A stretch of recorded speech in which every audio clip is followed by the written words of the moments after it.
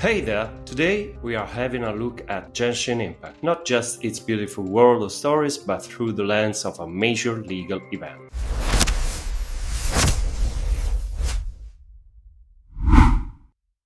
It all stems from January 2025, when the United States Federal Trade Commission, the FTC, announced a landmark $20 million settlement with the developer of the game HoYoverse.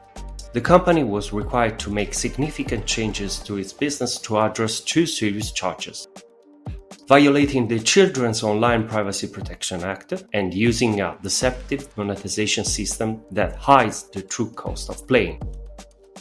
But what makes this case so significant is that just 2 months later, in March 2025, the European Union's Consumer Protection Cooperation Network published its own 7 key principles for fair practice in games. What we are seeing is 2 continents moving together.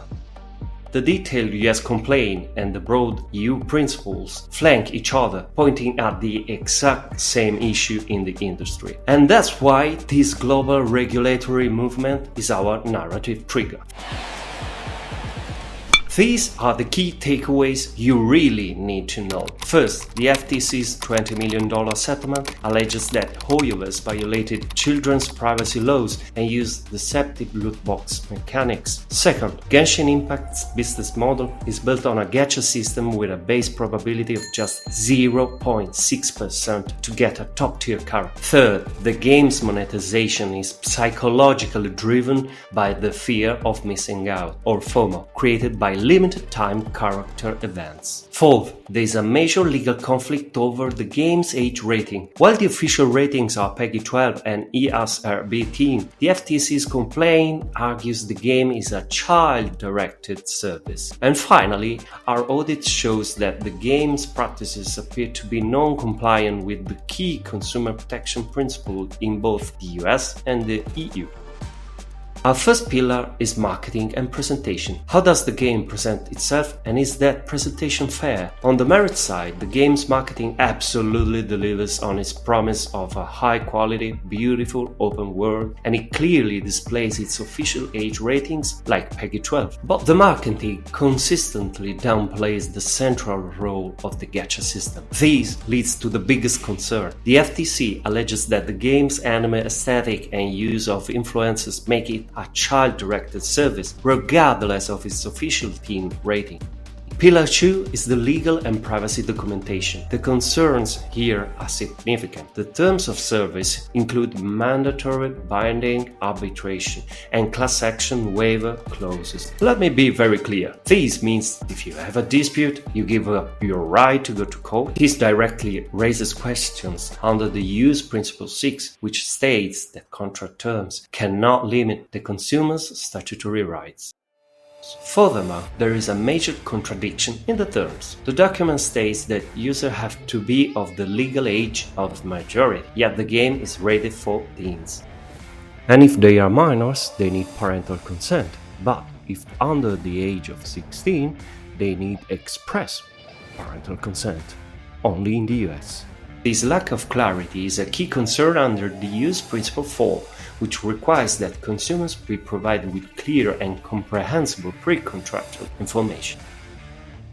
Now we arrive at the heart of the matter. Pillar 3. Monetization. The FTC alleged the game uses a multi-layer currency system that obscures the real cost of a pwn. Think about it. If you don't buy a wish with money, first you buy crystals, then you turn crystals into primogen, then again you use primogens to get a fate, only then you get a wish.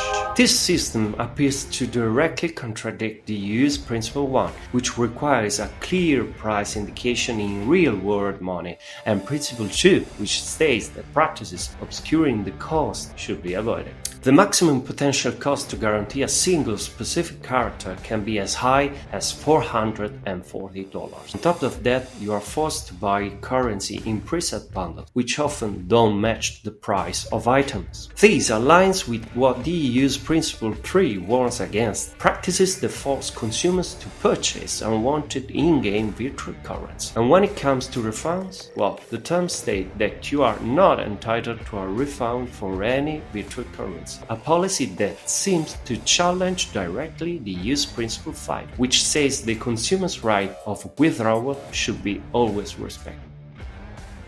Pillar 4 is accessibility. For points of merit, the game features fully voiced quests, subtitles, and a key binding menu is present. However, the game completely lacks comprehensive colorblind modes.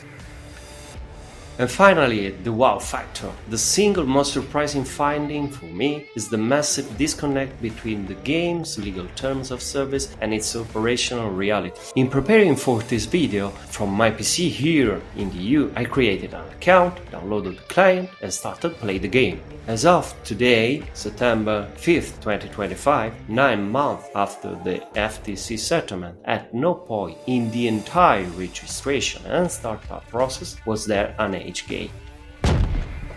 No request to verify my age. The very mechanism mandated to protect children in the US appeared to be completely absent for PC players, at least here in Europe. Well, I think that this case is a milestone for the gaming industry. Thank you for joining me for this analysis. Well, I want to know what are your thoughts, and let's discuss it respectfully in the comments below. Until the next time, play fair.